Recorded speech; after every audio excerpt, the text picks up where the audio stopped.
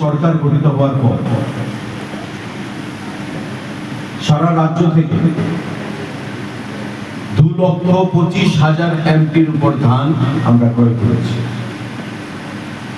1,17,000-এর উপর কৃষক উপকৃত হয়েছে এবং 446 কোটি টাকার উপর অর্থ কৃষকদের অ্যাকাউন্টে গেছে।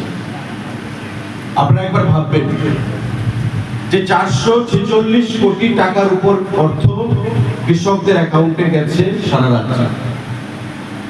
2,25,000 এমটি ধান আমরা ক্রয় করতে পেরেছি এখন পর্যন্ত, গত সিজন পর্যন্ত। আর তাতে উপকৃত কত হয়েছে? 1,17,000 কৃষক। এবারকার ধানের দাম কত আপনারা জানেন তো? এবারকার ধানের দাম কত? 920 টাকা। সাগর কত? 920 টাকা প্রতি মনে। পার কেজি কত? পার কেজি 30 টাকা। 30 টাকা।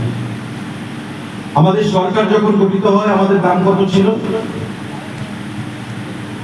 17 টাকা 50।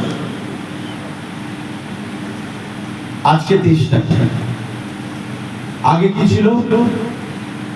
কৃষকরা ইন্টারেস্ট হারিয়ে ফেলত, সরকারিভাবে ধান ক্রয় হতো না।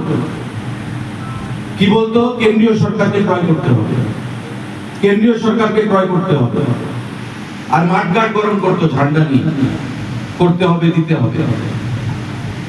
নির্বাচনের আগে 18-র আগে আমাদের প্রতিশ্রুতি সরকারের, আমাদের দলের কি, যে সরকার আমাদের প্রতিষ্ঠিত হবে, আমরা প্যাডি প্রকিউরমেন্ট শুরু করব।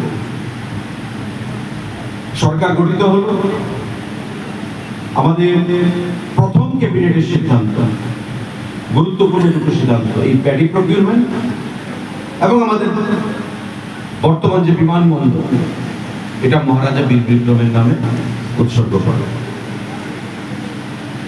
কিন্তু বিগত দিনে আমরা দেখতাম যে কেন্দ্রীয় সরকারের উপর আঙুল তুলে নিজেদের দায়িত্ব তারা খালাস করতে চাইত।